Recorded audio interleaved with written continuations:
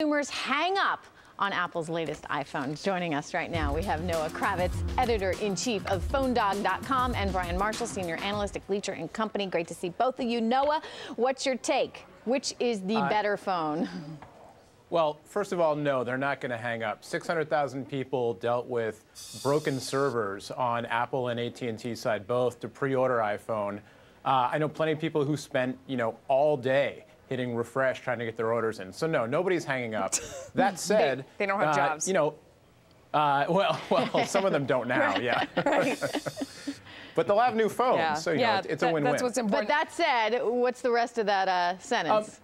That said, obviously, like Dennis said, the Android army, as they call themselves, is getting bigger and stronger every day. The Droid X looks to be, it's actually, I think, more of a competitor to the Sprint Evo 4G than to the iPhone per se. The big elephant in the room here is if Apple opens up the iPhone to Verizon, on January 1st, 2011, forget about it. Yeah, Brian, I mean, I'm not buying any of this because every time Apple comes into a market, they totally dominate it. Look what happened with the iPod. I mean, does Droid have a chance?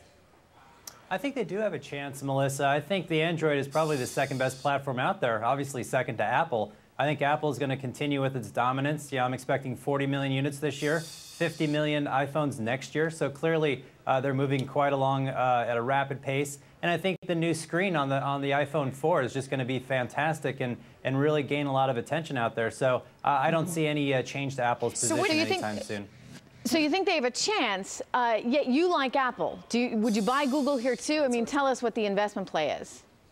Yeah, well, just to be clear, I don't cover Google. Another analyst at our firm does, but we have a buy rating on Google as well, which implies at least 15% upside in the near term. Me personally, I think that from a smartphone perspective, the market's going to be big enough for probably three to four different vendors, and I think obviously the lead is going to be Apple, and I don't see that changing anytime soon.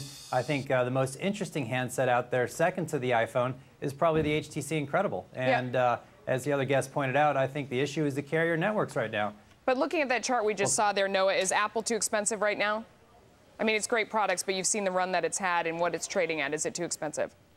Nobody I know who's bought Apple stock, and I'm not a stock analyst, I'm a smartphone guy. Nobody I know who's bought Apple stock in the past, 10 years has, lost money in the long term on it. It keeps going up, and I think that was a good point. They both win, right? Apple, Google. The only people who lose here are the people on Verizon who want an iPhone.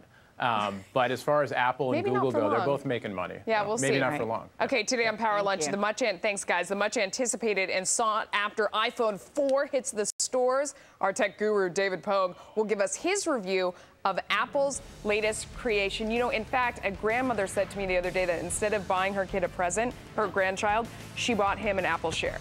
And then she bought the daughter a Disney share because she said that, the stock share makes so much more sense than the toy in the long run. So there you go, what he said.